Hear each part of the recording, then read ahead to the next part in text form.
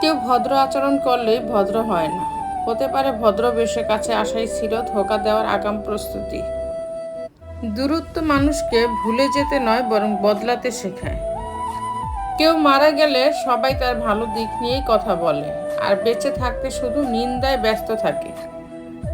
যেখানে নিজের সম্মান থাকে না, শত কষ্ট হলো সেখান থেকে সরে আসাটাই উত্তম। নিজের সুবিধায় যে কাউকে ব্যবহার করা মানুষ খুনির থেকেও ভয়ানক। বাহিরটা অনেক পরিপাটি, ভিতরটা হচ্ছে ক্ষয়। এভাবে আর কত চলবে ভালো থাকার অভিনয়? যার হাতে কিছুই নেই তার হাতে সময় আছে, এটাই আসলে সবচেয়ে বড় সম্পদ। কিছু মানুষ আছে আমাদের জীবনে, তারা আমাদেরকে ধরেও না ছাড়েও না, শ্বাসরুদ্ধকর একটা অবস্থায় ফেলে রাখে। নিজের বাড়ি খারাপ বা ভালো হোক, নিজের বাড়ির মতো শান্তি আর কোথাও নেই।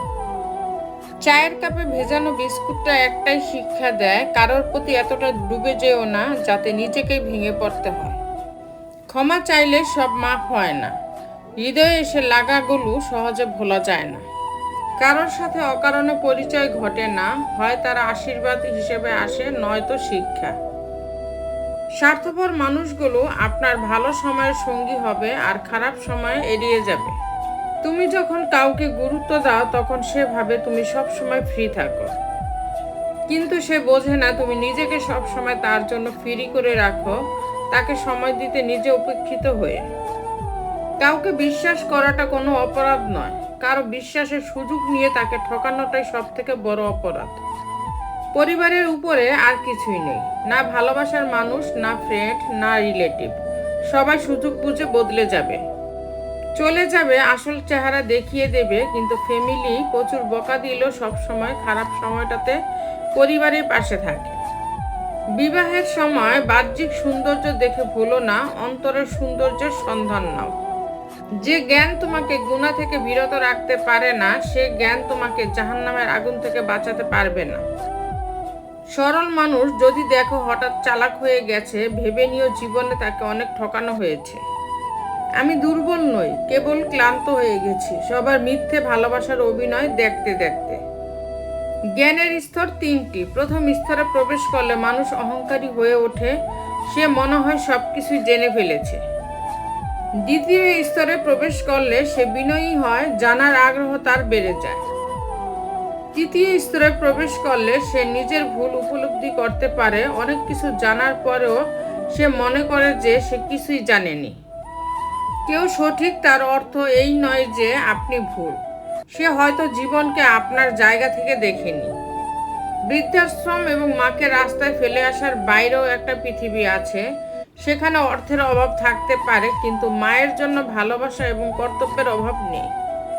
কোনো বড় কাজেই কঠোর পরিশ্রম ও কষ্ট স্বীকার ছাড়া হয়নি। সারাদিন চলার পথে যদি কোনো সমস্যার সম্মুখীন না হও, তাহলে বুঝবে তুমি ভুল পথে চলেছ। ভোরের পাখি আর ভোরের সূর্য দুটোই যদি আপনার আগে জেগে যায়, তাহলে জীবন নিয়ে জরুরিভাবে ভাবতে বসুন। জীবনের সত্যিকারের গতি থেকে আপনি ইতিমধ্যেই বিস্তুত হয়ে পড়েছেন। যে যত মিশুক হয়, মানুষ তাকে তত সস্তা মনে করে। লোকে কি বলবে এটা ভাবা ছাড়বেন কিভাবে? 1. লজ্জা পাওয়া বন্ধ করে দিতে হবে। 2. নিজের যা কিছু আছে তা নিয়ে সন্তুষ্ট থাকতে হবে। 3. আত্মবিশ্বাসী এবং সাহসী হন। 4. সর্বদা ইতিবাচক চিন্তা করুন। 5. হীনমন্যতা পরিহার করতে হবে। 6. খুঁতখুঁতে স্বভাব থাকলে তা পরিহার করুন। 7. মানুষকে খুব একটা পাত্তা দেওয়া যাবে না। 8. নিজেকে সবসময় সেরা ভাবুন। 9. নিজেকে অন্যের সমকক্ষ ভাববেন না। 10. অন্যের সাথে নিজেকে তুলনা করা যাবে না।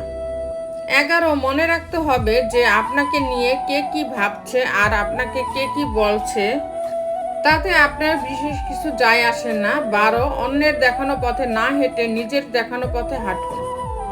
13. জীবনকে উপভোগের মানসিকতা তৈরি করুন। যখন কেউ দোষ না থাকা সত্ত্বেও মানুষের খুব প্রিয়, কেউ তাকে অপছন্দ, অবহেলা কিংবা ঘৃণা করে, তখন প্রথম মানুষ খুব কষ্ট পায় এবং চায় যে সব ঠিক হয়ে যাক। কিছুদিন পর সে সেই প্রিয় ব্যক্তিকে ছাড়া থাকতে শিখে যায়, আর অনেক দিন পরে সে আগের চেয়েও অনেক বেশি খুশি থাকে। যখন সে বুঝতে পারে যে কারো ভালোবাসায় জীবনে অনেক কিছুই আসে যায়, কিন্তু কারো অবহেলায় সত্যি কিছু আসে যায় না। স্বপ্নের কত রং। ক্যান্সার আক্রান্ত 12 বছরের মেয়েটাকে ডাক্তার আদর করে জিজ্ঞেস করলেন, বড় হয়ে কি হতে চাও মা? মেয়েটি বলল, বড় হওয়া পর্যন্ত বাঁচতে চায়। স্বপ্নের কত রং, আকাঙ্ক্ষার কত আঙ্গিক, বাঁচার আকুতি কত হৃদয় বিদারক। হাতবিহীন মানুষটার স্বপ্নের কেন্দ্রবিন্দু যদি আমার হাতগুলো ঠিক থাকতো। পা ছাড়া লোকের স্বাদ তো একটাই, যদি একদিন চলতে পারতাম সবার মতোই। অন্ধের স্বপ্ন যদি একটিবারের জন্য দেখতে পারতাম দুনিয়ার রং।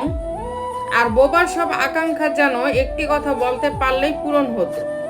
মেধাবীর বাবা মা যখন সন্তান গোল্ডেন না পাওয়ার কারণে বকাঝকা করছে, তখন শত বুদ্ধি প্রতিবন্ধী সন্তানকে ঘিরে। তাদের বাবা মায়ের স্বপ্ন ডাক্তার ইঞ্জিনিয়ার নয়, সে শুধুমাত্র স্বাভাবিক জীবনে ফিরে আসুক। আপাতত আমরা তাতেই সন্তুষ্ট। আইসিইউর ভিতরের মানুষটা শুধু একটা বার কাচের দরজার এপাশে বেরোতে চায়।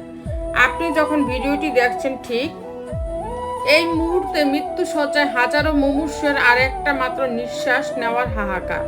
এই হাহাকার দুনিয়ার শত ডিপ্রেশনকে ভুলিয়ে দেয়।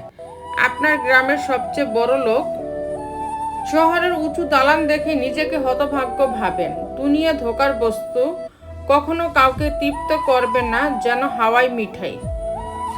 আপনি যত অপূর্ণতায় ভোগেন, ভেবে দেখবেন আপনার সৃষ্টিকর্তা আপনাকে এমন অনেক কিছু দিয়েছেন যা অনেকের কাছে এখনো স্বপ্ন।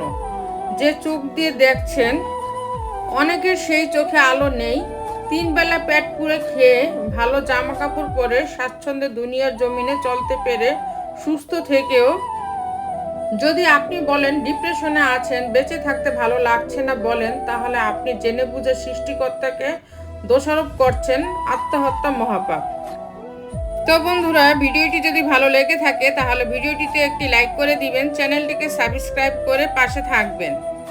আর হ্যাঁ, নিজের খেয়াল অবশ্যই রাখবেন, কারণ এই স্বার্থপর পৃথিবীতে আপনার খেয়াল কেউ রাখবে না। দেখা হচ্ছে পরের ভিডিওতে, ততক্ষণ সুস্থ থাকবেন। Take care.